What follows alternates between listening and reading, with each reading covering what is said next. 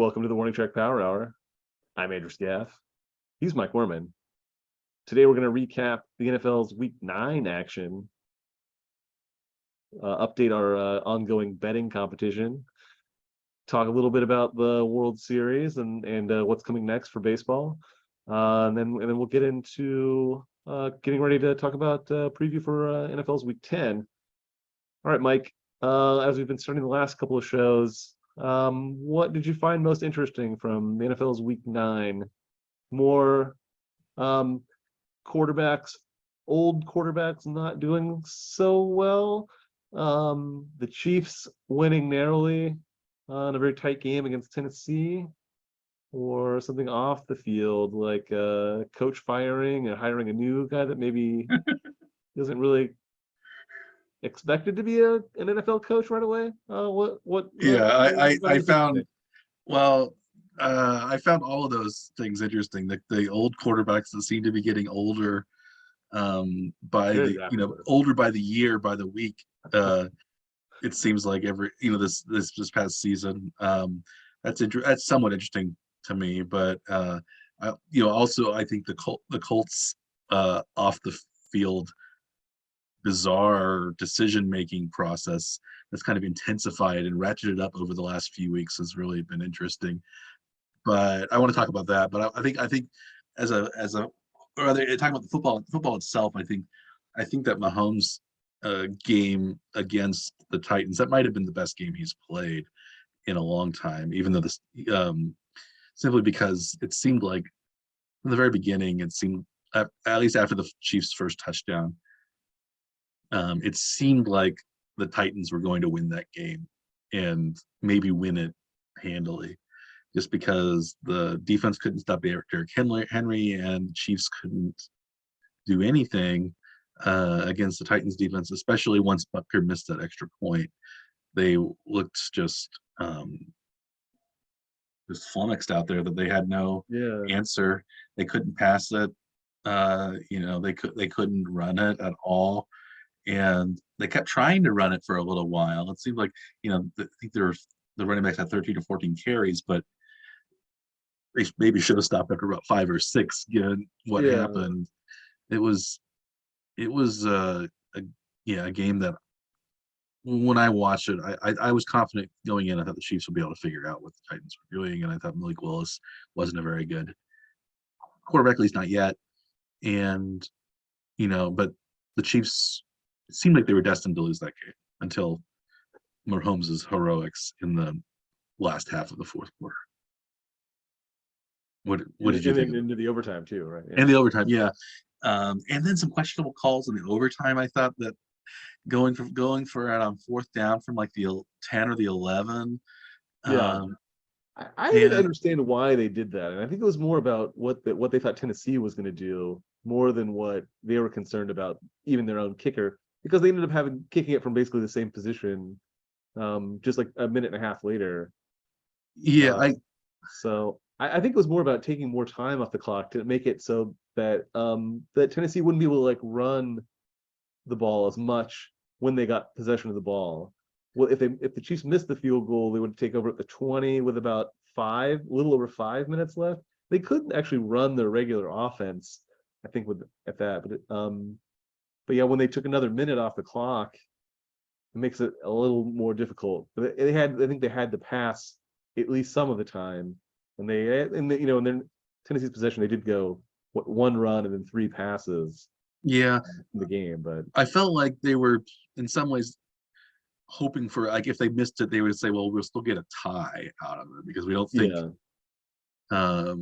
Tennessee will score. But it was, I thought that was a very risky play. And of course they did fine because it's Mahomes. I think, he could have, he hooked up with Smith-Schuster on a 3-yard gain or whatever on 4th and 1. But I thought that was an interesting call. And then really they didn't move the ball much after that, and so they kicked the field goal, which I also thought was, well, there's still a lot of time left. Maybe it's going to be another. I think it could be a tie, which would be, because I don't like the 10-minute overtime. I don't understand the point of it. Yeah, I like the 15. If you're going to play a quarter, just play the 15. play another quarter. and that's what it used to be. I think the 10 just increases the number of ties, which I guess I don't know if 5 minutes less on the field really helps player safety any. I think it just leads to more ties, and I don't think anybody really likes those results from a fan's perspective. So Yeah. I don't. It doesn't make a lot of sense to me. Yeah, and I don't think the league can really claim anything about caring about player safety when they add another game to the season, if they're worried about 5 more minutes in a game rather than an entire other game that they've added to the schedule for Yeah, and for how money often purposes. do those 5 minutes again it matter? Even if How would they be even used, right? And in this yeah, season, it'd be once that it could mhm, have been used, right? Because there's been one tie, and it was one in week time, one. and it might not have So in that game might not have even lasted that entire 5 minutes. right, There could have been another possession, or maybe sometimes that having it, there could have been maybe continued possession because maybe the team kicks a last minute 60-yard field goal I think that's with what happened in that game. Didn't somebody attempt a very late late field goal long one. at the end of the regulation or the end of the overtime to try to win it? But I think probably so. Like you could say, I well, think that's what happened. they could continue that drive for another minute or two, and then they'd kick the field goal, and that would be a win for one of the teams. Or yeah, but anyway, that just besides that weird, I think um, play, it was yeah, I think it was just Mahomes kind of being magical all night in a game that seemed like nobody was ever open. The receivers were kind of constantly getting mugged. There wasn't like it didn't seem like anyone could go down uh, deep down the field that he could throw it too deep. Everything was short. I guess he didn't miss Hard. He didn't see Hardman on one kind of down the middle throw, but he ran for a touchdown on the next play, so it didn't really matter. Yeah, and Um, they but and they got 3 shots at the 2-point conversion. and he had, I guess he also had kind of bad interception luck. He had like last year when the ball went off Kelsey's hands and into that was the only points that led to the only points that Tennessee scored in that second half, which Mhm. almost was enough when they were up. Yeah, up by 8. That was they were up by 8 most of that, like for 20 minutes, 25 minutes of game time almost. Mhm. Yeah, yeah, it was. Yeah, it was an interesting, very frustrating, kind of nerve-wracking game from a Chiefs fan perspective, and not one that, yeah, like you said, it was earlier. It wasn't the most fun game to watch. And Mhm. until they said like Mahomes had 400 plus yards passing, did you know that he had that many I yards? think he got a lot of it in the last quarter, the last like 8 minutes of game time, pretty much, right? Um, and I think a big chunk of it was on the very last play um of regulation. They had a long pass to Hardman where Oh they'd yeah, basically just like dropped way back, dropped all their defensive players basically it was somewhat similar 60 to 60 yards back, and I think Hardman ended up with like maybe 40 yards on that play. And yeah, it was that's really what pushed Mahomes' numbers up, stuff like yeah, that. it was somewhat similar to a play maybe 5 or 6 years ago. I think this was still when Alex Smith was quarterback. When I think they're playing the Cowboys, and it was like the end of the half, and they threw Tyreek Hill short down the field, and he ran it all the way and got a touchdown before half. And Yeah, it was like a 60-yard play or something like that before halftime. And yeah, but like Hill caught it like at the 30 and ran it in the rest of the way, even with yeah, like the defense all the way back. It was so Hardman couldn't quite replicate what Hill did, but yeah. I think that's kind of what they were going for. Yeah, Um, I mean, if he can create it, a situation where it's essentially a punt return, right? He's in the open field and able to like try to weave left or right, however he needs to, or come backwards. He's got enough room. He can create something if given enough time, right? yeah, yeah.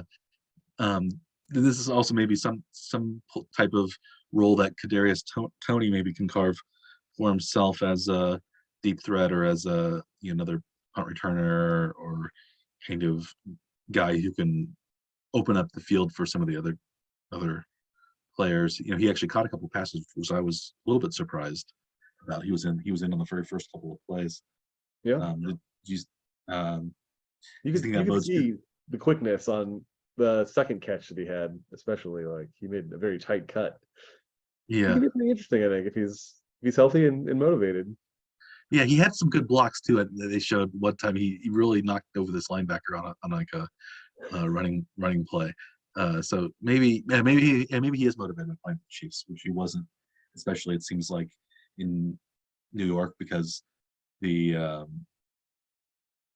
Giants, you know, regime that picked him was no longer there. The coach and the general manager, and then the new coach and GM picked a guy who was just like him in the draft, like in the second round or something like that.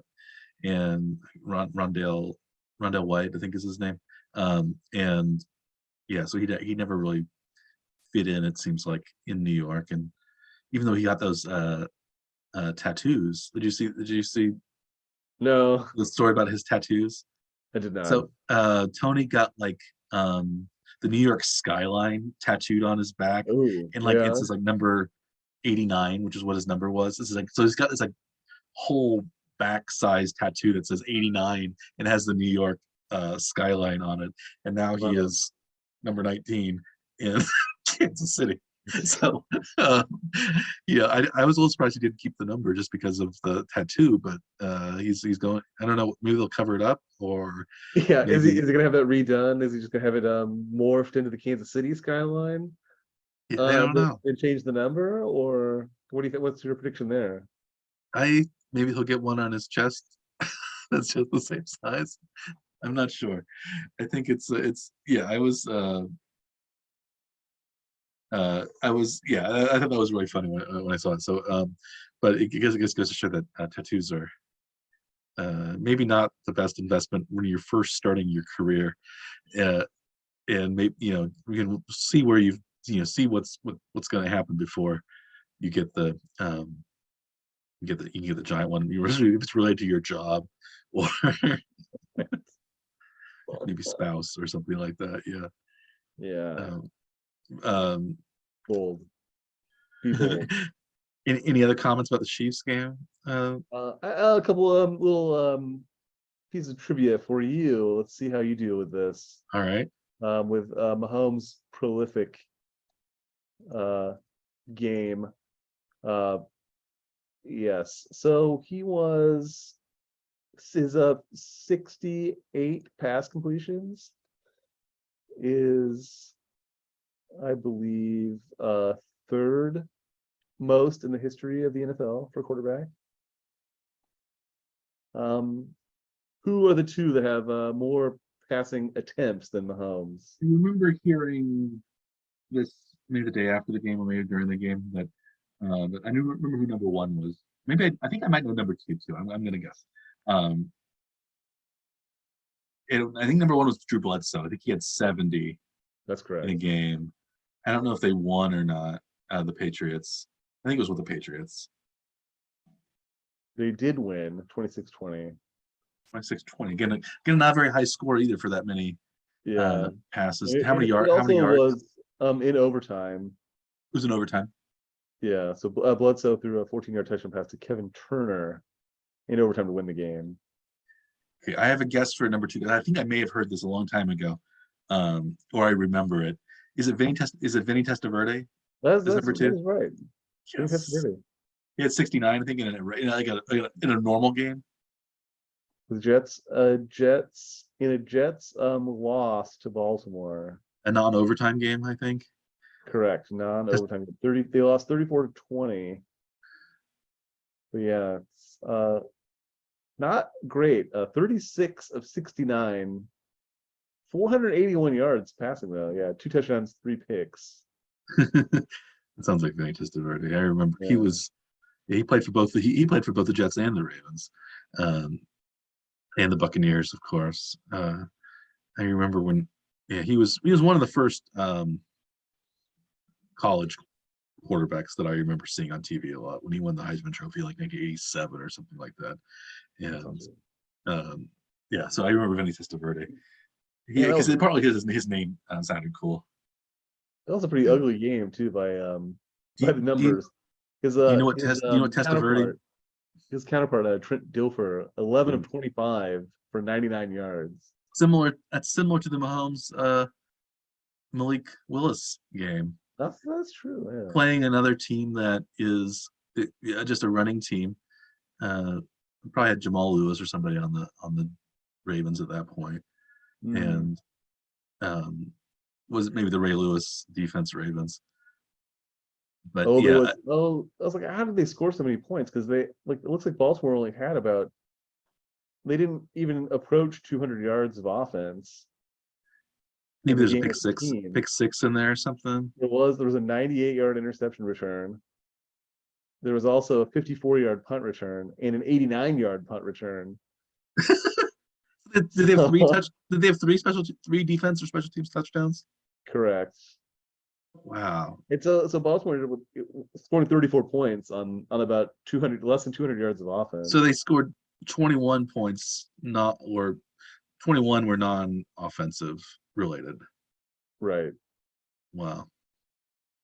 Yeah. Assuming they made the extra. Total yards 142 more and managed to put up 34 points. Wow. This That's was impressive. those interceptions plus those punt returns. They must have really killed the Jets that day. Yeah, for sure. What year was that? Like 99 or something, maybe? Or That was 2000. oh, you're that would have been the Christmas world. Eve That would have 2000. been the Super Bowl champion year then for the Ravens. Right. Okay. And then the 46 completions, 43 completions for Mahomes was fourth highest in the game. Okay. One of those players is the same that have more completions. I guess Bledsoe Bledsoe. maybe then out of 70. Two other quarterbacks had more completions in a game that were not Bledsoe or Testaverde. Name those two. Let me think. I don't. This is gonna be harder. It will be harder, but I will give a hint that they are very recent quarterbacks. Okay. Did Tom Brady do it at one time? One is still active. The other has very recently retired. Very recently retired. Is Tom Brady one of them?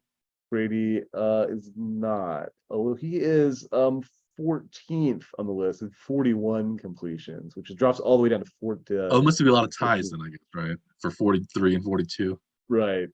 Okay. I remember Brady There sometimes are two had to. guys tied for first, Bledsoe and one other.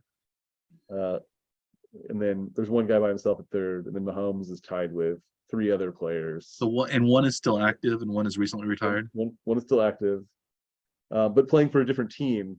Is that Matthew Stafford maybe? No. Oh, okay. Okay. But there's a connection to him though. Connection to Stafford. Was it Jared? Is it Jared Goff? It is Jared Goff. They switched places. Yeah. Yes. So how many is Jared Goff tied for first or is he second? Jared Goff is tied for first. Third. 45 completions in a single game. How many yards did he have on those 45?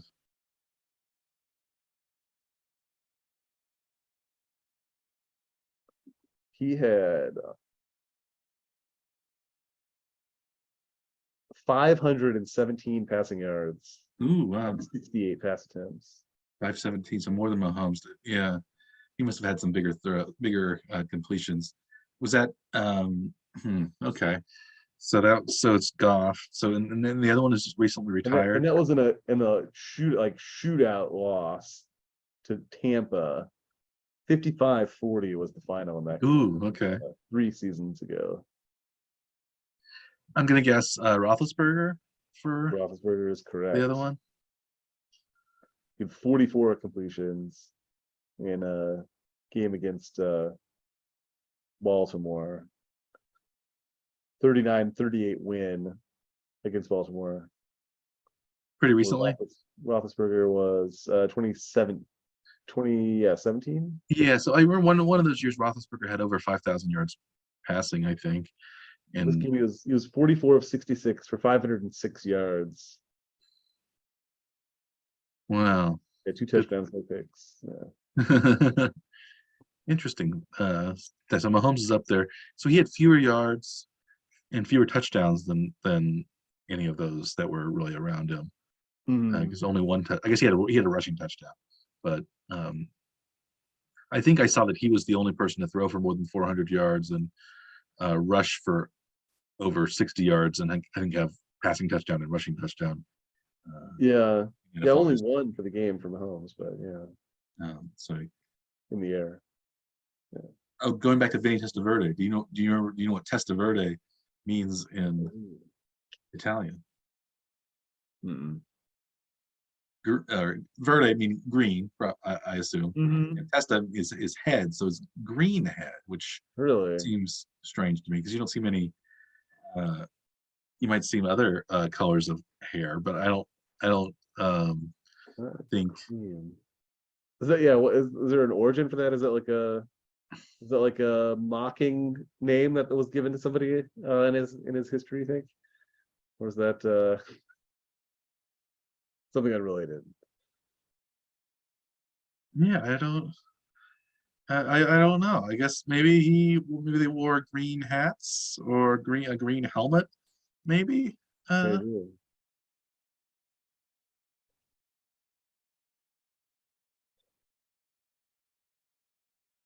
Interesting.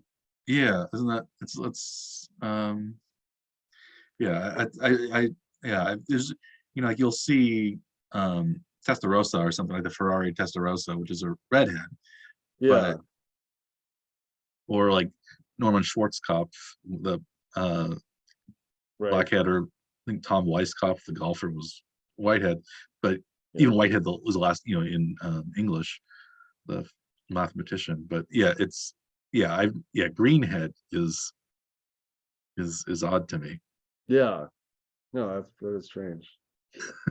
I wonder if it was something else head and then kind of morphed into verde. Like, is there some other Italian word that might describe hair color or something? I Hmm. don't know. I don't know Italian well enough to hazard a guess. Yeah. But when he played for the Jets, though, I guess literally he was a green head. Right. Since, although they had white helmets at that point, most of Vinny's career. I don't think they had the old green Jets, like 1980s green Jets helmets. They had those white ones with the green football on, but he still had some green Yeah. Yeah. on his head, I guess. Go, how about going the other story of the week? What do you think is going on in Indianapolis, Andrew? Yeah. So I think we talked about this a little bit last week, right? And I think like Frank Reich was more or less trying to like buy himself another at least half a season or maybe a year and a half by basically blaming Matt Ryan for all the problems and trying to just switch quarterbacks. Um, Yeah, I Ellinger, and it didn't work at all. And then I think what it's they're was it Jimmy Irsay, right? Is the owner? yeah, Ursay, yeah. I think he probably just got fed up with it and said, "Nah, Well, you're out." I'm not sure that happened because That's my guess is what well, he happened. brought in Jeff Saturday. I think they said though that Ellinger is going to stay the quarterback, so it's Yeah. not like they're going to go to a different quarter. They're still going to stick Well, with him. is it Ryan's still hurt though anyway, isn't he? Yeah, I don't. Yeah, I think He- it seems like they're going with Maybe he's getting Ellinger. closer to being back. Yeah, But I mean, it was the I think that like Reich had made that comment about saying that he was going to switch to Ellinger anyway. yeah. That I think that's where it started to get weird, right? Like I think it I was think he was in full like trying to save his own job mode. I think it was an ownership decision. I think Reich probably thought we were okay still with Carson Wentz, and they got rid of Carson Wentz, and then he thought, okay, we're going to stick with Ryan, and then I think Ursay says, no, we don't want Ryan either. We want Ellinger, and you have to deal with it. And I think this is just Ursay wanting to do what he feels like with the team, and then so he's Yeah, going to bring in his buddy Jeff Saturday randomly to be the coach the rest of the season because he yeah. wants I don't know, he wants somebody to Well, talk that to one I think is the actual selection of Saturday seems somewhat less surprising than firing the coach midstream, I think, anyway. But because there aren't a lot of guys just sitting around waiting for a job, and this they don't have to even go outside the organization. Like all Yeah. the college Well, coaches are occupied, all the pro coaches are occupied right now. well, So there are two assistant coaches on the Colts staff who have been head coaches yeah, before. did they Gus, did they just get rid of their offensive coordinator though too? Wasn't yeah, that? and he didn't So call I the play. They mean, can't, yeah, yeah, so but maybe that had something to do with it at least anyway. But still have Gus Bradley and John yeah, Fox, who went to the Super Bowl a couple of times, and they could have picked one of those two guys, but pretty weird. Yeah, yeah, or like they wanted like an old player. They could have had Reggie Wayne. He's the wide receivers coach. He could have been bumped up.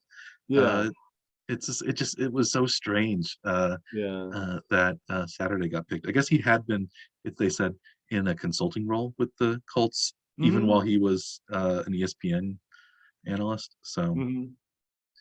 He apparently has some head coaching experience, albeit at the high school level, Mike. yeah, high school level. Well, he played in the NFL, I guess too. He's not. Oh He's yeah, not. I guess he's not just fresh off the turnip truck, but it's still it's just like I don't know what advantage firing the coach in the middle of the season does, especially since they were technically still within the hmm, playoff race, because who knows what's going to happen to Tennessee. They could fall apart. They don't have a quarterback, and the rest of the division, Jacksonville and Houston aren't going anywhere. So they beat the yeah. Chiefs, so it's like they Even keep, now they're only 2 games back, Tennessee. yeah. So it's not a stretch to Maybe make it there. maybe he thinks Saturday can really motivate him. I don't know. That's just bizarre to me. That's the most head scratching They decision. are also 2 games back of the last wild card spot too. If you're curious, it'd be just as easy to win the division as it is to get the Sneak into last the wild wild card card. spot. I don't think they'll be able to sneak into the wild card. I think there are more teams that are going to be um, up there with them. I think, yeah, I think the division is their best, unless Tennessee really goes on a roll, Hmm. which is possible. They looked pretty good against the Chiefs, even without like having much of a credible threat of throwing the ball. Yeah. Did any other games? Do you want to talk about our bets for this week or for this past Sure. week? Yeah, We both we can do that. we did better than we did the previous week by I far. At had least my personal best week actually. So I really turned it around after my 0-3 week. roaring back. Yeah, but we were tied going in to this week at 11-14. Is that right? 10-14. 10-14. 10-14.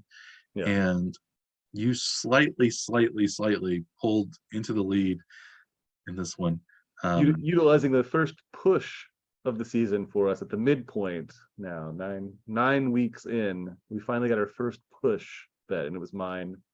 It gives Well, me a slight edge for the season. describe how you feel about the push. What game Well, was I it? mean, it was in a pretty bad situation, right? Because it was very very end of the last play of the game, essentially.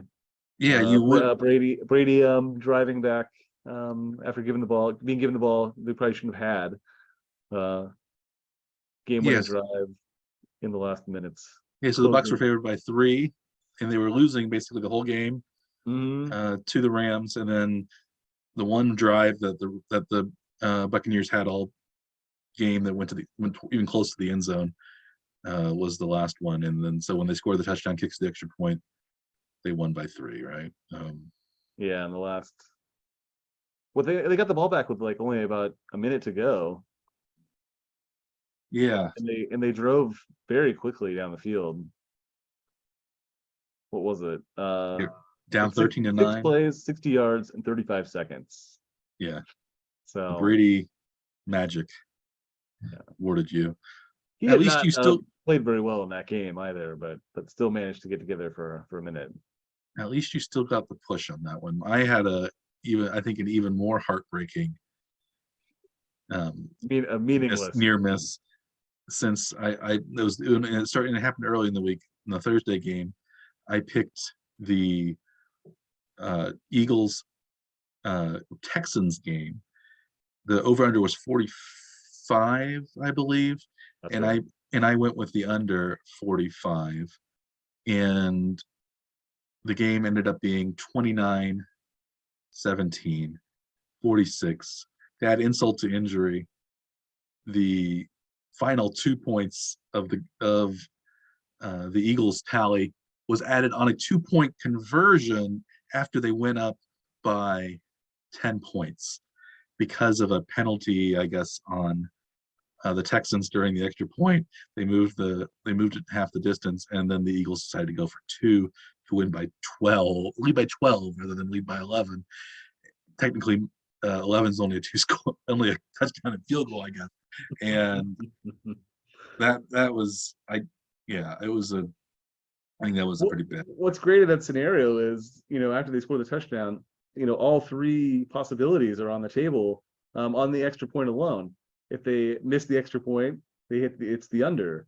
If they just go for the extra point and get it, it's a push. But if they go for 2, they hit the over. So I think it's cool because it's like a single play. All three possibilities are on the table, right? Yeah, it really shows you also that Las Vegas really knows what they're doing when they are making these point spreads and over unders, because that 45, yeah. So do you think they went for the 2 because of the over under line? I think Did it have anything to do with it, or was it just solely that they had half the distance to the goal? So a 2-point conversion, they only have to get like 1.5 or 1.25 yards. I think it was the that they got closer, but also there was still a lot of time left in the game. It made it a little surprising that the Texans more scores, right? didn't score any points. And you could argue that if they were only up by 11, maybe the Texans would have been able to kick a field goal and then go for the touchdown later, so that it still would have gone over. But who knows? It's a if they had been thwarted, maybe for that 2-point conversion, maybe it would have stayed that way, or maybe the Eagles would have thought, well, we need to score more points and we're going to kick another field goal or something. So it's hard to say, but it turned out to be by that 1 point and on a 2-point conversion. So that was a little bit of a sting, but it was still, even though I lost that one, it was still much better than my losses the previous week had been. Those were all pretty brutal bets that I made as they turned out. So that wasn't too bad. So we've discussed our non-wins of last week. We each won 2 as well. What games did you win on? What's the first game that you won on? I'd pick the Seahawks were a 2-point underdog at Arizona, and that one went the way that I pretty much thought it would go. Yeah, so Seattle ended up leading a lot of the game, and then scored a little extra at the end to cruise through to a 10-point win at Arizona. Yeah, Seattle's been one of the surprise stories of the year. They've I think they're 6-3 now, leading the Western division of the NFC, and Geno Smith looks like a star, if not at least a solid quarterback. That I don't know if he's really outplaying Russell Wilson this year. And so, yeah, do you think that that the Seahawks can keep this up? Do you think they're as good as they seem right now? I think they seem like they're a pretty decent team. They've got at least an okay defense, a pretty decent defense, and their offense is just good enough. They actually put some points on the board too. It's not just that they have like the Tennessee type offense where they have to just run the ball into the ground and then they can score points that way. That Seattle seems like they can actually score. They do have a couple good receivers too, DK Metcalf and Tyler Lockett. Metcalf, yeah, and they have even though they've had running back injuries, Rashad Penny got hurt. They have Kenneth Walker, rookie, I think they have a lot of others. He's been consistent for They have a the lot of other all the solid games he's been in. rookie contributors too. I think the cornerback is really good. I think there's both of their starting tackles are rookies as well who have played pretty well. So it's maybe a testament to Pete Carroll that he knew what he was doing, maybe more than we thought. We thought that he was holding Russell Wilson back, and maybe the game had passed him by and stuff like that. But at least so far this year, it looks like he's had the last laugh. And he's had far more success than Belichick has had without Brady. Typically, you think that the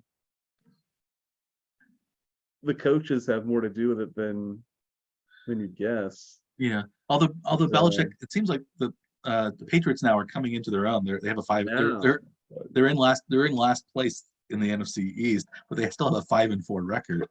And they were the subject of another one of my bets. Again, they were favored by 5.5 over Indianapolis.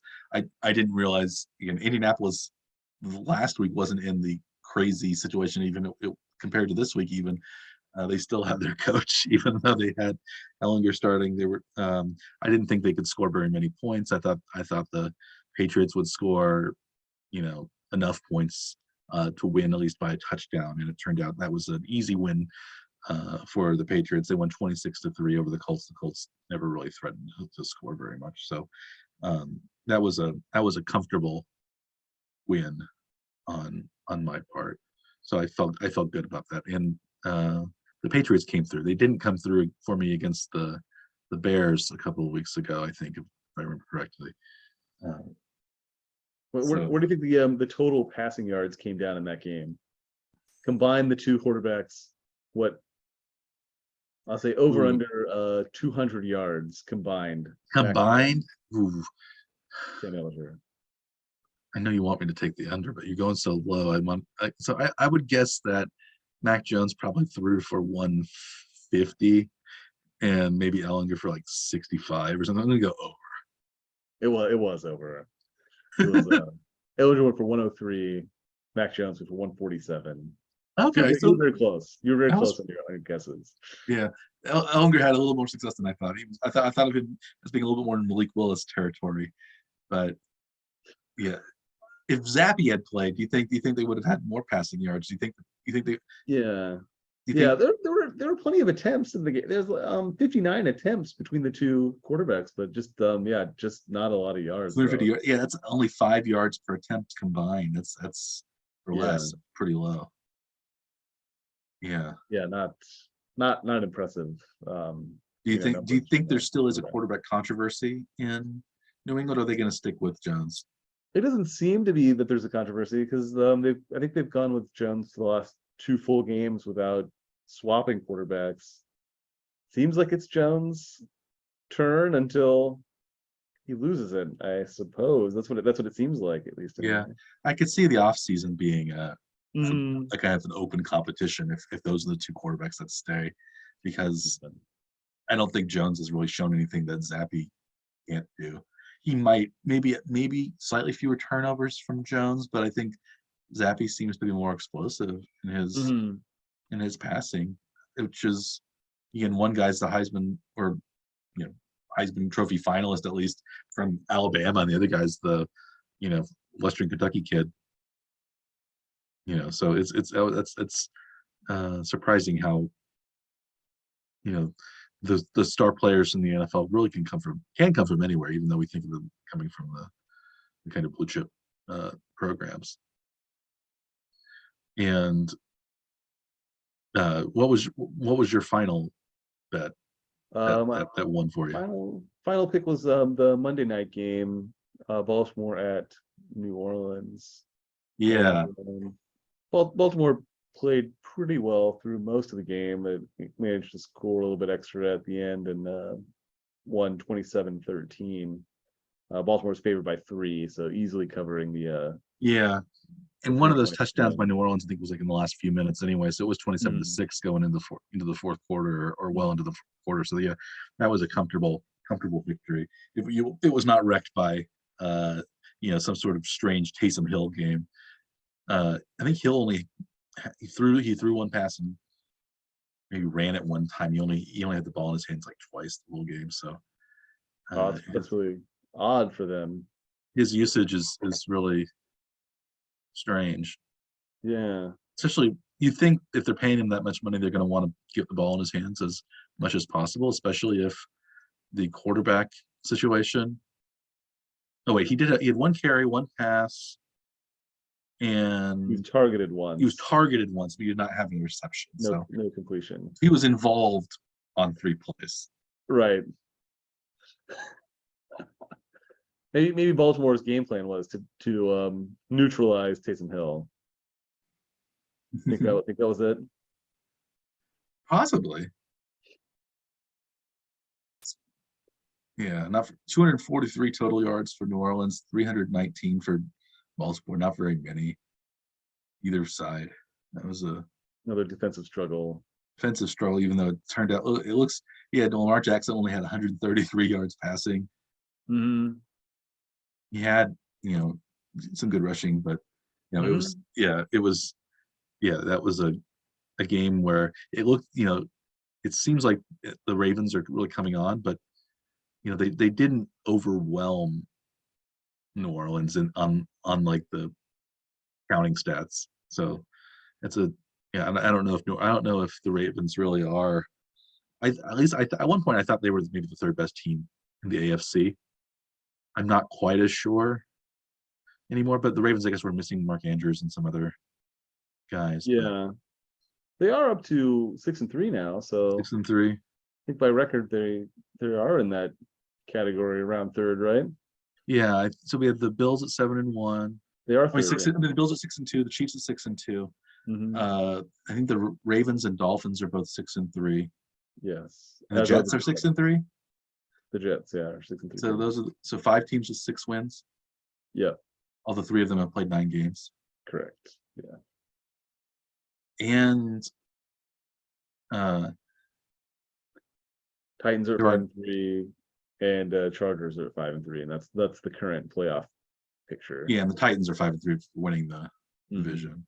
The The Bengals are 5-4, and so are the Patriots. So there are 4, 6, 7, there are 9 teams above 500 with at least 5 Mhm. wins Mhm. on the AFC, and I think that's turning out to be a little bit more like what we thought coming in. That the AFC was the stronger Mhm. conference because we have on the NFC side now Philadelphia 8-0, Dallas 6-2, the Giants 6-2, Vikings 7-1, the Seahawks 6-3.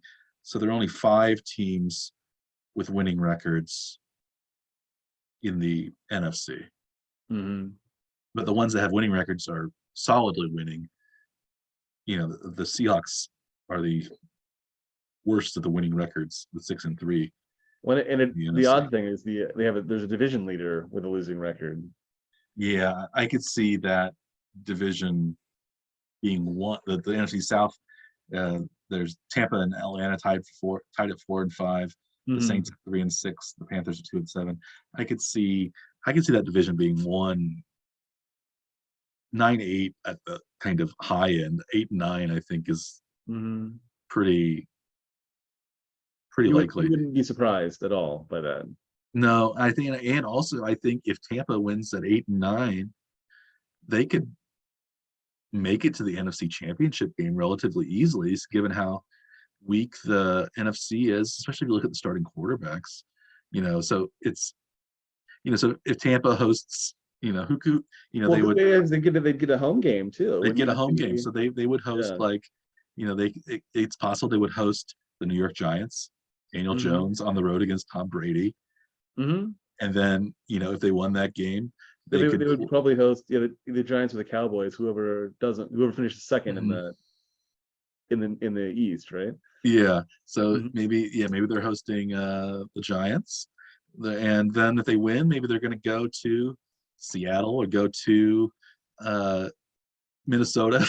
And so it's either Geno Smith or Kirk Cousins in the next round. And so, it's maybe they wouldn't face a good team until the championship. Although I think San Francisco is probably in there, and I think probably one of either the Eagles or the Cowboys, I think, are pretty legit teams. I think they would probably play, but given the quarterback play, is Jalen Hurts the best quarterback in the NFC? Is that because his team has the most wins. I think you'd have to say or that, or at least or would consider it. I guess, or would Geno Smith be the best? He has the highest quarterback rating. It's Yeah, I mean, who do you want in the? If you're going to pick a quarterback, who are you going to build around? It's not going to be either of them, right? I mean, no, you're it's looking at the whole league anyway.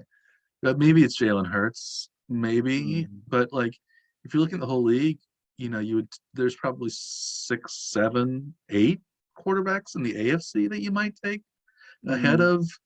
So it would kind of go through them. So Mahomes obviously, Josh Allen obviously, Burrow, Justin Herbert, Lamar Jackson. That's 5. Mm. Maybe Tua, you think, given his. Well, I mean, before the season started, you'd put Brady and Rodgers in there, but Yeah, I don't know that you would today. yeah, I don't know either. If And you're like and picking maybe quarterbacks to Stafford blame, yeah, wouldn't be up there. Yeah, you have, and or maybe even Goff could be in the upper half, but probably not in the top 10 anyway. But no, I guess Deshaun Watson maybe, if he ever plays again. I guess he will later this season, but he's going to have, when he plays for the Browns, he's going to have missed almost 2 straight years in the league. mm-hmm. Um, but yeah, there's, and then trying to think of the other quarterbacks that are. Kyler Murray, would he be up there Who anywhere in Kyler? the top 10?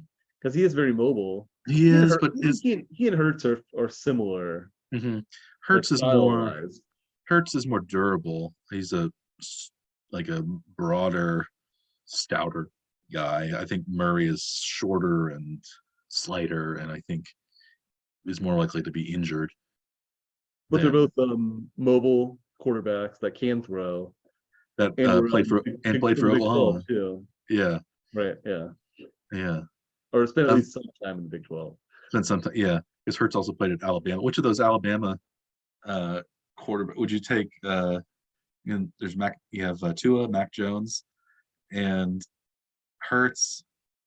It seems like Tua's having the best year of. Yeah, I mean, if I was gonna try to build a team around, I would take Hurts though, just because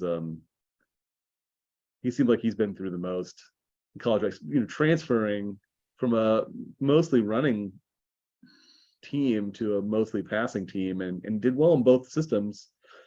Won a championship right in Alabama, and then Yeah, but I think um, a lot of it was also because Tua came in as a replacement when Hurts got hurt, mm, and but so do you think Tua's success in the NFL is more owed to just simply having Tyreek Hill and uh, Mike McDaniel, the offensive mastermind, rather than yeah, his he's own, got two really good and Jalen receivers, Waddle? Yeah, Jalen Waddle. Um, yeah, I mean, he'd ha I think they had to redesign how they'd use um Tyreek Hill, because Tua can't throw it far enough downfield to really use Tyreek Hill's full capabilities. So it's a lot of it's short passes that Hill turns into bigger plays. But hmm, Waddle's the same way. You get yeah, two guys like that on the same team. Yeah, he has to be able to credit a lot of the success to the having that receiving core. Um, yeah, that's what I think anyway. What is that? You I think? Are think you so thinking too. that same kind of thing, Although or you could say maybe Joe Burrow has something similar mhm. in Jamar Chase and T. Higgins and um, that crew. Mhm. Though it seems like compared, like Burrow doesn't have the offensive line either that I think Miami has, and I guess he has, and both of them have had injuries already. Mhm. I forgot to There's a mention one lot of quarterback injuries. that maybe you would take in the NFC. That's Justin Fields, given his success the last few weeks. It seems like maybe the Chicago Mhm. Bears open up, and that was, and he and the Bears were my um, third bet this week. I thought Right. Bears plus 5 against The Dolphins, I thought they would keep it close, maybe even beat Miami. I sort of think of Tua as kind of a mirage, really. But it was a 35-32 game. The Bears were close, but they were within the 5. Got it. It was kind of touch and go there for a while. But the Bears kept it close enough. So that was my second win. It took 3.5 minutes left in the game for the Bears to cover that spread. Yeah. So it should have been pretty tense there because they went the whole fourth quarter. Yeah, they had it close at halftime. I think they were within 3 or 4 in the first half, but then Miami opened kind of a big lead, and the Bears came back heroically to cover the spread, and that pleased this would-be gambler. But yeah, it took Fields had a 61-yard run for a touchdown, and then they got the 2-point conversion also. So without that 2-point, had they failed on the 2-point, had they failed the 2-point conversion, it would have been a push. It could have been you could have had a push also. Yeah. So I lived by the 2-pointer. I died. Yeah. Were there any other games that caught your eye last week? Well, so should we do the finish the recap for the betting competition real quick, and then Sure, let's finish that. Just do the so for the season now, the halfway point, you're at 10 and 14. Oh no, you're at 12 and 15. 12 and 15. 12 and 15. Not too shabby. $200. We've been through 9 weeks. I'm only losing $33 a week now. I'm down. I'm up to 12 and 14 and 1 with the push. Minus $200. So you're only losing $22. And in the last 4 weeks, though, I have clawed back to an 8-3-1 record, though. So I think finally have figured out something. Maybe we'll see. You've stumbled onto a system, and you're going to take this all the way to Vegas, Reno, perhaps, and or just down the street into KCK. Yeah, okay. Maybe they kick you out because you of the local casinos because you really have an edge, and they don't have the bank to cover your big bets. You're like Mattress Mac with the World Series on the line. Did he get was it a $75 million bet? 75 million. Yeah, I think he also had money on the Phillies. Okay. I heard a story that said that was like the largest known bet. Yeah, he won 75 million, record-setting thing, but I think there was also a bet that he had made that the Phillies might win the NL at some point, but he usually loses those big bets. Yeah. Mattress and he said he would make money even if the Phillies won. So I guess he bet the Astros probably early in the year, and then probably then maybe hedged and bet Phillies to win at some point during or maybe when the World Series started, you could bet on the Phillies, and they were an underdog. So maybe you bet a little 20 million on the Phillies, a little. Yeah, right? but then you would win. Maybe they're probably 3-1 underdogs. Maybe you win 60 million if the Phillies win, and you bet. I don't know what the Astros were. I think it was I think they said somewhere. I want to say it was something like 8-1. 8-1. Because it was early in the season that he put the large. So he bet 10-ish million on the Astros, and they won something 75. like that. That's and so I think betting the Phillies, if it's like 3-1, that would be a good bet to make, just so you would come out on top either way that way. Right. Yeah, but if we had all that money, we would be really smart in how to. I think most of us would just put it in the mutual funds in the stock market, things like that, where we wouldn't have put 20-30 million on the Packers Lions game last weekend. Yeah, the money line. Yeah, Lions win outright. Yeah, So do you think? Do you You think? would have come out all right on that one. Yeah, if we had bet against these old quarterbacks, we would be doing really well. But I guess two of them I've played sort last of week. been doing that with. I've been betting against Tampa has been one of my strategies. It almost paid off this time, but Mm, you also had to ride Stafford, so that was maybe what cost you. yeah. This week, maybe we'll talk about our bets this week soon. Mm, Maybe you'll do better since you have a relatively youthful 32-year-old Geno Smith. I guess yes. he's older for a quarterback, still well younger than us, but he doesn't have the mileage on him that he's been wrapped in bubble wrap the last 8 years. Right. Carrying the clipboard. Yeah, Yeah. But ooh, yeah. I mean, what do you think about Rogers' performance? those three picks were all bad. Well, like I guess the first one of them bounced off a helmet or something, but still, they were all like in the red zone. Like one of them was like a fadeaway pass that was like 10 yards short of his target, right to the Lions defender. Yeah, Rogers. Is it time? Do you think that you see what you have in Jordan Love? Do you remember we talked about this a few weeks Yeah. ago? Would you play Jordan Love? At what point do you play Jordan Love? Is it So when they're the now on a 5-game losing streak. I can't and they imagine they go to if they get to an 8-game losing streak. I think they basically have to do it, and right? they're 5 games out of the division race basically, 7-1, uh, 7-1 Vikings, who've already beaten Green Bay handily. Mhm. Guess you Yeah. could say, well, the Vikings are going to play the Bills next week, so maybe that's a loss. So it's only 4 games back, but But the Bills may not have Jared Allen. you might not have Josh Allen. No, Josh Allen. Why did I say Jared, Jared Allen? Josh Allen. Yes. you were thinking of the Or Vikings defensive Chiefs lineman. defensive lineman Jared Allen. Right.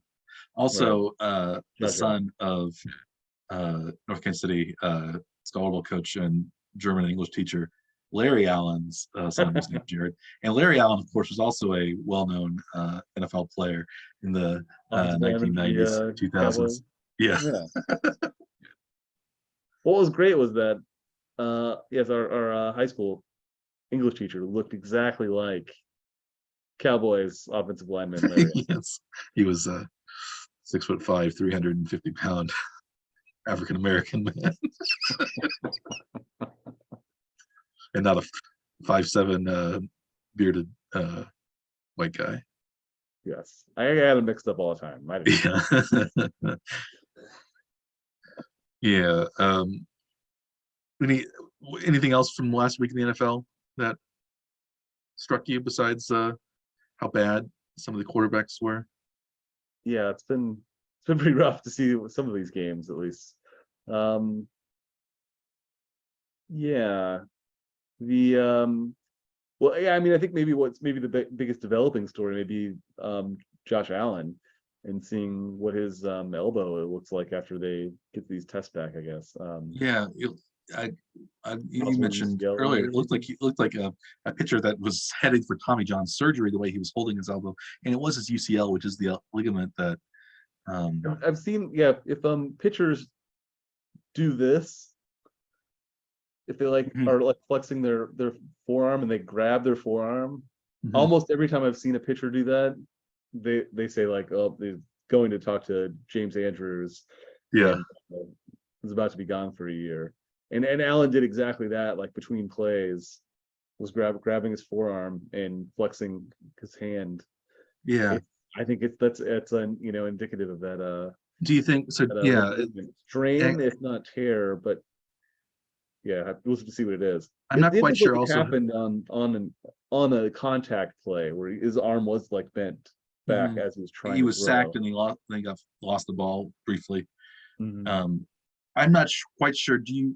I guess as a quarterback, it's similar motion as a pitcher, Mhm. but do you use? Maybe you don't twist quite as much when you throw a pass, but you still want to spin the ball, a spiral. So maybe it's probably pretty similar. Yeah, I think it's more for like, yeah, stability. Like if you don't have ACL, like actual, ligament is not connected anymore. Like you can still stand on it, but you don't have a lot of, side to side stability, which is really what that ligament does. And it does the same kind of thing in the elbow. So like I think it'd still function, but it's probably going to hurt a lot. It's going to ache, and you're Yeah. going to have to play the control, especially on release of the ball. So like velocity, distance, accuracy are all going to go down. I don't know how far, but we have to see like how bad the Yeah. injury is. Because Allen did throw the ball really far on that last play, right? Like a play or two after he hurt his elbow, and he threw about 70 yards in the air towards Gabe Davis, but he didn't catch it against the Jets in that loss. But yeah, that'll be interesting. Sometimes even when they have the UCL sort of thing, it seems like the pitchers sometimes go another pitch or two before they really realize how bad it is. So it's possible that sometimes they'll even do another start or two before I think now they've become a little more aware, but it's happened in the past where pitchers have gone, further into their, performance for that season with the injury where they probably should have gone ahead and had it repaired. But,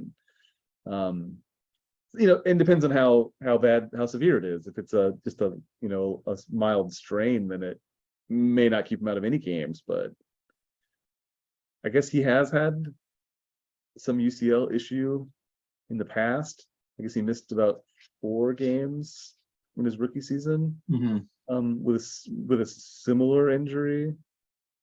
So we'll have to see, how these tests come back.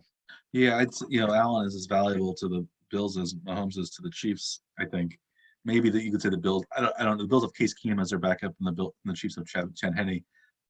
Maybe Keenum is a slight advantage to Henne. I'm not sure at this point in their careers, but definitely not the same style of quarterback though. So the game plan would have to be redesigned pretty dramatically for if either of those quarterbacks go down, right? We'll see what happens with Josh Allen. Do you want to move on to baseball? We briefly mentioned Mattress Mac, the millionaire bettor. He of course bet on the Houston Astros, and the Astros won it in 6 games over the Phillies.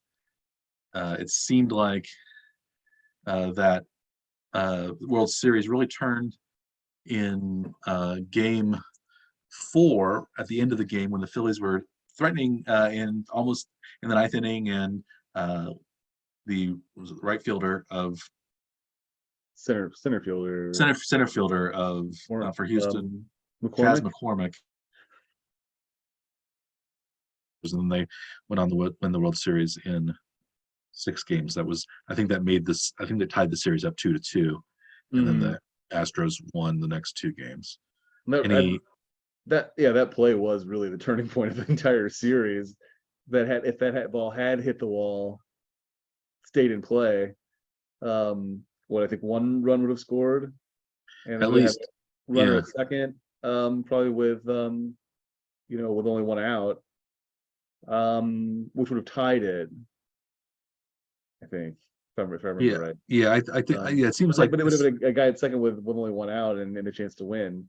It seems like the Phillies could have easily won that game had that not happened. And then had they won, they would have gone up 3-1 instead of being tied 2-2,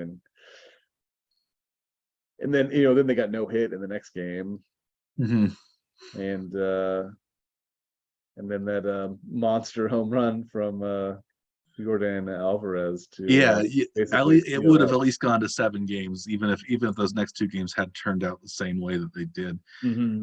So that home run was pretty spectacular though. Do you think it was aided by any nefarious, clandestine, illegal? I don't know why anybody pitches to Alvarez at all, because that guy is enormous, and he does that to baseball sometimes. And it seems because he knows what pitch is coming? Is that I don't know, but he certainly is big enough to put a ball out at any time. And he hit, I think, 6 home runs in the playoffs. Yeah. With the I s- Houston's propensity for seemingly nefarious yeah, techniques. I still think the Houston Uh, Astros are cheating somehow. And we've talked about the spin rate, the spin rates going up. yep, They also were caught having, it seemed like having illegal substance on I can't remember whose hand it was. One of the the, Framber Valdez, yeah, Valdez's hand. The the illegal bat that the was, hollow bat, yeah, the hollow cat bat, at least anyway, of Maldonado. Maldonado, yeah, yeah, and Did they confiscate all the trash cans to make sure that didn't happen too? or the Is that what electronic it is? signaling devices. I wonder if Mhm. they had a similar system as that chess player who played against Magnus Larson supposedly had some sort of. We can't rule that out. I also don't want to check. So It was supposedly in his shoe in the chess. It was not actually inserted inside said chess player, but okay, that was the theory. okay.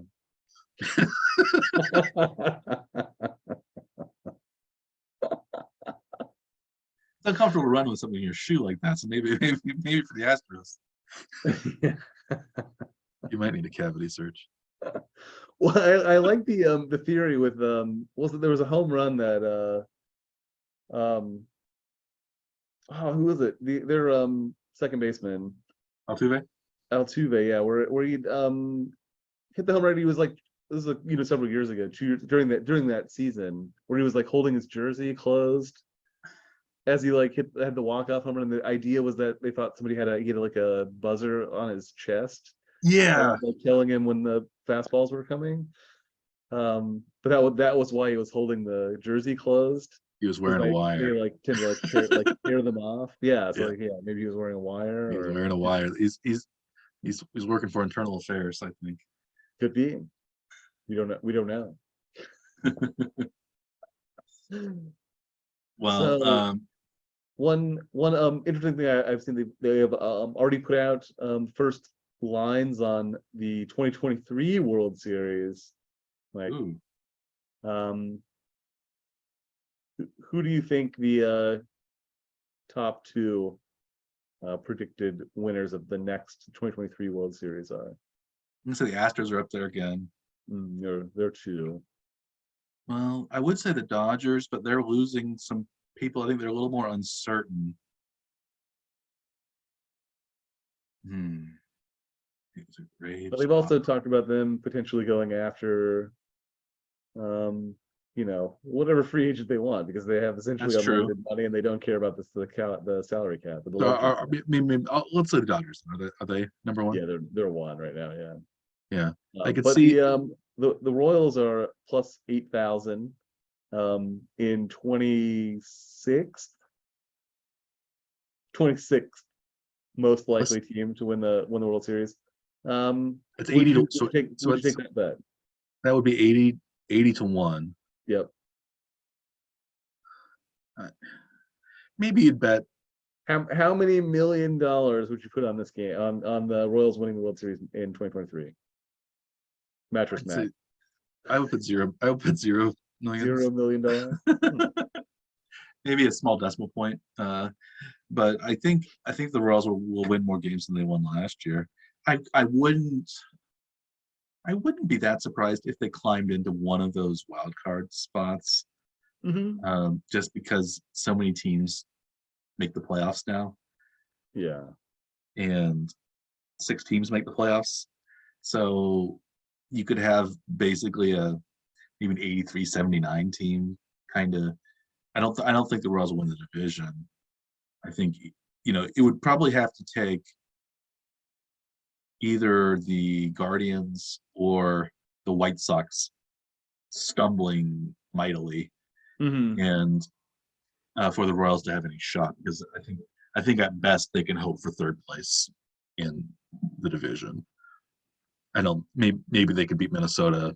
It seems like maybe they can beat Detroit, but yeah, I don't think there's going to be 3 teams coming out of the Central into the playoffs. So I would say they would need to finish second in the Central somehow. And Yeah. hope. Yeah, I don't. Maybe 2 years if Yeah. Quattraro turns out to be a good manager and the moves are solid. So who knows? Turnarounds can happen. You know. But you're not putting millions on the Royals winning next year. No, if I were you know, if I were multi-millionaire, maybe I would. Who knows? Just to make it sporting. Yeah. Maybe I would bet on maybe the Royals playoff, make it a playoffs. I don't know what those odds might be. Maybe 20-1. Probably somewhere in that area.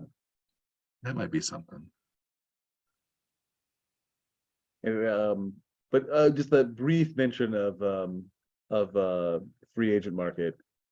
Apparently, Vladimir Guerrero Jr. was asked if he would sign with the Yankees, and let's see if your response would have been as harsh as his. So I guess he says no. This was a translated quote. I like to play in New York. I like to kill the Yankees. I would never sign with the Yankees, not even dead. That's like, well, I always said I would never want to play for the Yankees either because of their facial hair policy. Right. And you know, it's just they only allow, it's like becoming a cop, I guess. They only allow mustaches. And maybe I keep a pretty bushy mustache maybe if I could play for the Yankees, I guess. But I don't like that policy. No. So I don't think you would either. You agree with his sentiment, Ben? Yeah. Yeah. Well, I would, in reality, I'd fold, because they're offering me millions of dollars, and sure, I'll shave my beard for millions of dollars. Right.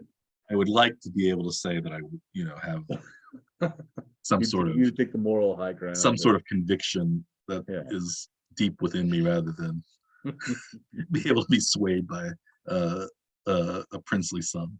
So yeah, I just like the quote anyway, so I wanted to make sure to pass that along.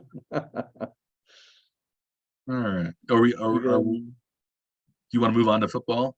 Yeah, next week's games. Let's preview our next round of picks for this week. So I am a half game behind you. Yes. In the yearly standings. Maybe this will be the week that I pass you, and if I go undefeated, I could break even on the year. Mm-hmm. So I ended up having kind of a theme to my bets this week, and I'm going to bet on one of the teams that I bet on last week for my first bet, and that is the Bears. I'm going to pick the Bears are at home this week, and they are 3-point favorites, and I'm going to take the Bears -3 over the Lions. Again, the Lions won last week, but they played the in ugly fashion. Whatever well. the desiccated husk that is Aaron Rodgers now. I don't know. And so maybe they're also riding high after that victory. It's going on the road, home to the Bears. The Bears kept it close against Miami. It seems like they're finally figuring out what we can do with Justin Fields, and that is kind of play him like Lamar Jackson and run the ball a lot and make some throws. Now we have Chase Claypool on the outside. Mm-hmm. Their defense is less strong since Roquan Smith went to the Ravens, but their offense is maybe going to be a little better. So I think they can run up the score, and maybe win by a touchdown or 10 points against the Lions. That's my guess. So I think Bears -3. It seems like a pretty high over/under number on that game too. I thought it was kind of interesting. 48.5. 48.5. Yeah. I don't. Yeah. The Bears have scored scored relatively well the last few weeks. And the Lions at one point were scoring a lot of points, but recently they have not scored well at all, even against teams that aren't so good. So yeah, I'm steering clear of all the over-unders this time, since that was the only one that got me last time. I'm gonna probably unwisely go with just the point spreads this week. That's what I had moved away from over-unders. a couple weeks ago I only did one, and then last week I did 0 over under. So I've moved entirely to betting spreads now too. Um, but I've been doing all right with the betting on Seattle and against aging quarterbacks, although it did slightly fail me last week because it ended with that push betting against Brady. But Seattle's playing at Tampa this weekend. And I'm going to take Seattle plus 2.5 at Tampa. My guess is that Seattle's going to win this one outright. Yeah, they had so the Buccaneers were favored by 3 over the Rams, but only by 2.5 over the Seahawks, who've been playing a lot better than the Rams this year. Although the Rams, of course, were Super Bowl champions last year, so it's I don't. Yeah, it seems a little odd that actually I think that the Buccaneers are favorites to me as well. So that's how I would lean. But there's always the chance that Geno Smith is going to turn back into a pumpkin, and or Tom Brady will reawaken. Maybe that yeah, last drive is going to spur on another like a 7th resurgence in his career, maybe something like that. yeah, 8th resurgence, yeah, somewhere in the area. yeah. He only has to finish around 500, I think, for him to win that division. So this is, I think they need to rack up the wins where they can find them, and this might be one of those chances. Yeah, but I think I still like Seattle a little bit better. I think even if the Buccaneers lose, I think they're still sitting fairly pretty in that awful NFC South. How about your second pick? My second pick is a team that I haven't bet on, but as you've noted, I've been very high on this team from the very beginning of the season, seeing them as a dark horse playoff contender. I think they're no longer a dark horse contender. They're firmly a playoff contender at this point in the season, even though they lost last week at Seattle. The New York Football Giants. The G-men are hosting the Houston Texans. They're only favored by 6.5 points. The Texans put up a little bit of a fight against the Eagles last week, and I thought they put up a little more of a fight than I thought they would. That was partly what cost them my clean sweep of the betting, and that they scored 17 points. I didn't think they'd score 17 points against Philadelphia. I thought Philadelphia would score under 30. I thought that would be maybe a 24-10 type of game rather than a 29-17 type of game. But I still think the Giants will beat the Texans, who might be the worst team in the NFL, and I think they'll win by more than a touchdown. So, especially coming off a loss, I think they're going to want to play tough. And so yeah, the Giants minus 6.5 at MetLife Stadium against the Texans. They have a solid defense, and Houston hasn't shown a lot on offense, so it's hard to figure out how they're going to score enough points to be competitive in that game. Yeah, unless Daniel Jones throws a lot of interceptions, I think they have a good chance of winning pretty handily, at least by 7-10 points at least. That's my hope anyway. That's how I see it. I'm a little surprised that the spread is that low, but I guess that reflects the lack of confidence people have in the Giants. What is your second bet, Andrew? Well, you've been betting on home teams. For some reason, apparently, I have chosen road teams to go with. Yeah, I have 3 home teams this week. I've got all road games. What I'm selecting. My second game is another aging quarterback. I believe will continue his losing ways. I have Dallas -5 at Green Bay. I think this continues the decline for Rodgers. Yeah, I think if Rodgers doesn't somehow resurrect the season in this game, I think that game could turn pretty ugly. And I think they've lost their number 1 receiver now too. I think Romeo Doubs is, I think, out. He's hurt. I think Christian Watson, the new draft pick, is hurt. I think Sammy Watkins is still. Who knows what he's doing? He was playing, I think, but he just wasn't getting any looks for most of the season. I'm not quite sure what's going on there. Yeah, Alan Lazard has also been kind of up and down on the injury list. And I guess he still played in the last game, but it just seems like nobody likes Aaron Rodgers on that team, and Aaron Rodgers isn't like anybody else on that team. So Yeah, I think They and they didn't do well against the Lions, so I don't know how they're going to do well against the defense of. That's actually pretty decent. yeah, the defense Um, of the Cowboys is probably maybe the best in the NFC. mhm, Maybe them and the 49ers. Maybe mhm. the Eagles, probably top three defenses. Definitely in the upper tier of defenses. And And the line's only five -5 for and them. Prescott is kind of easing his way back in, and Mhm. it seems like Tony Pollard has cemented himself as a really solid running back, even if Zeke Elliott can't play. So, yeah, I could And they're see coming off a bye too. So off a bye. Yeah, I could see that as a Cowboys relatively easy victory, and they especially only have to win by a touchdown. So that yeah, that would take care of and the them. weather's not going to probably isn't going to be too cold or anything. So I think Mhm. yeah, that's so you're going with the Cowboys defeating -5. an aging quarterback in uh, Aaron Rodgers. My third bet is, I guess, also involves a rapidly aging quarterback, and that's Russell Wilson. The Denver Broncos travel to the Tennessee Titans.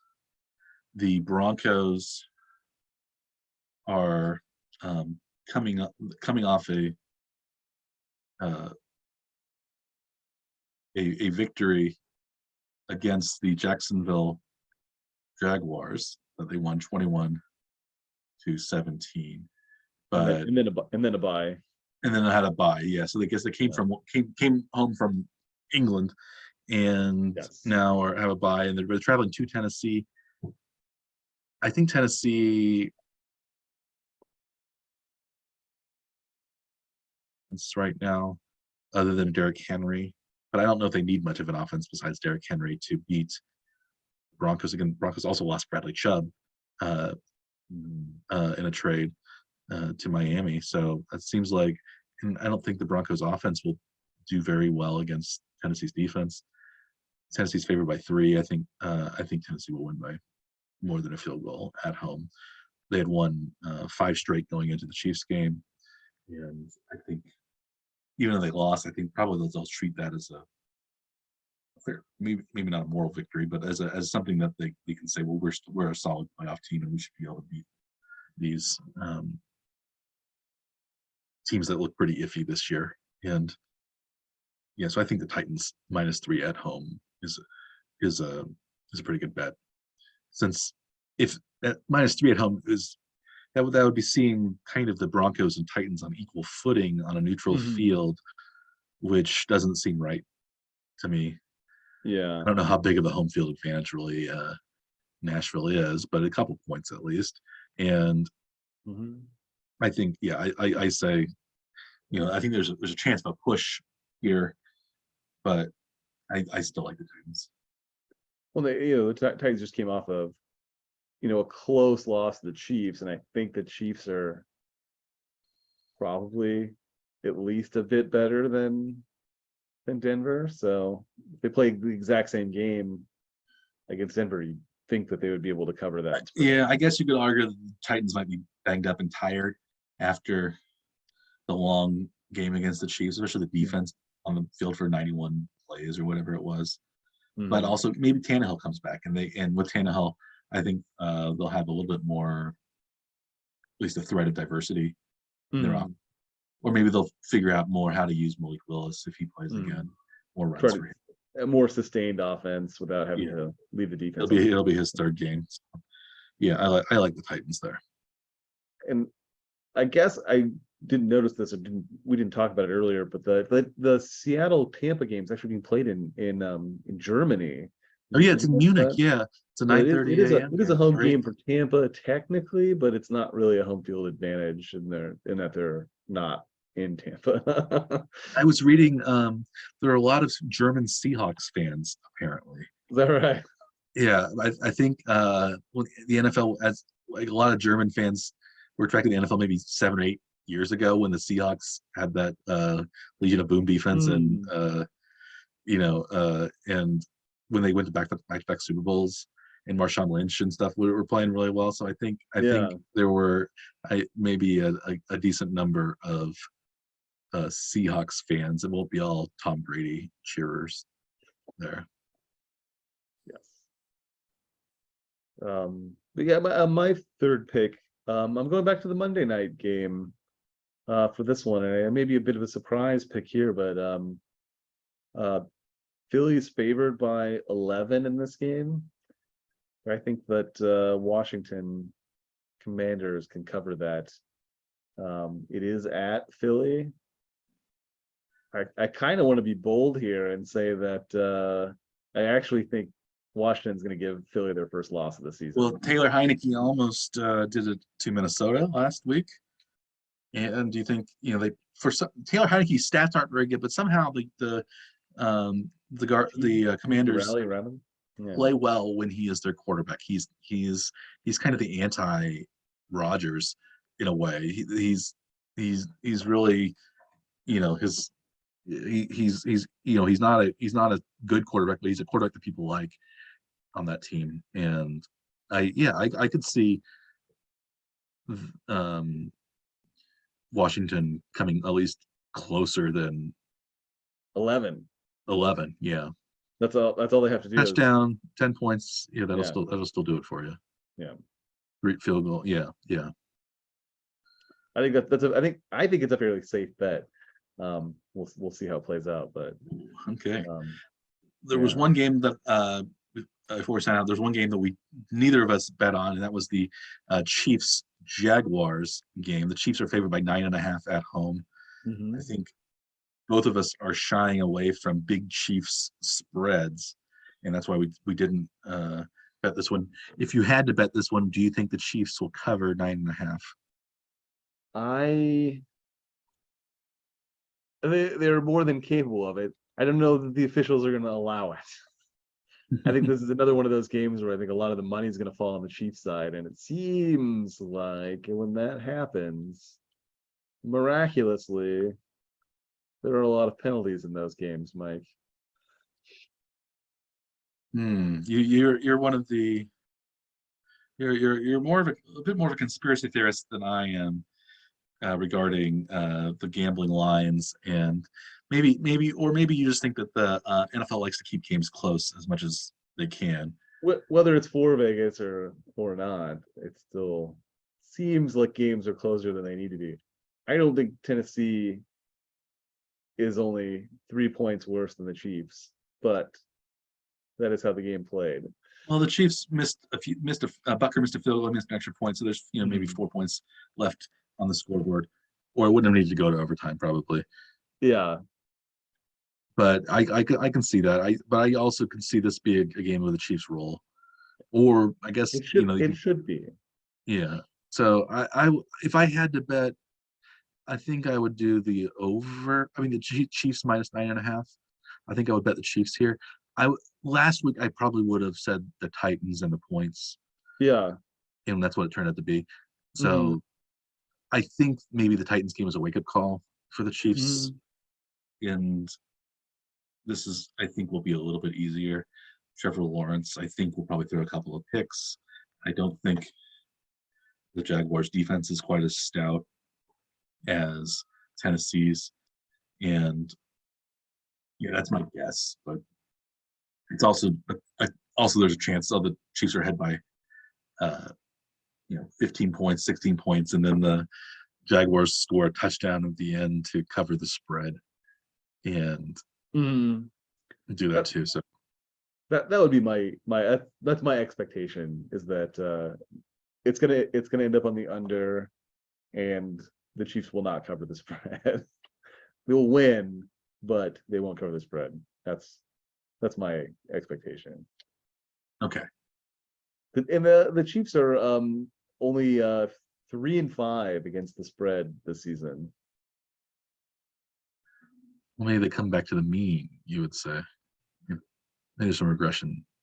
Yes. Built in there, but maybe I think maybe also Chiefs are kind of a big, probably public team that with Mahomes, that everyone's got to bet on the Chiefs. And I guess there has been a lot of the money has fallen on the Chiefs side in the overs in the Chiefs games pretty heavily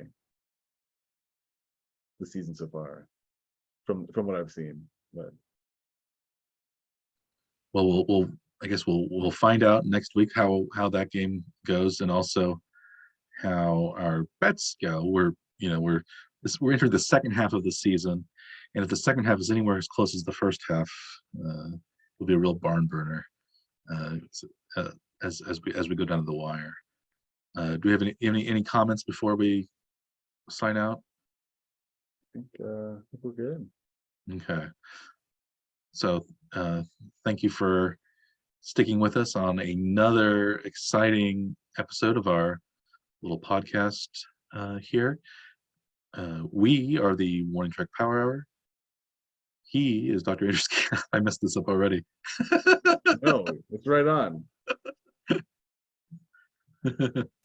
Until next time, I am Dr. Michael Werman. He is Dr. Andrew Scott. We are the Morning Trek Power Hour. Please like and or subscribe to our many delivery of varieties, whether it's via podcast or our YouTube channel.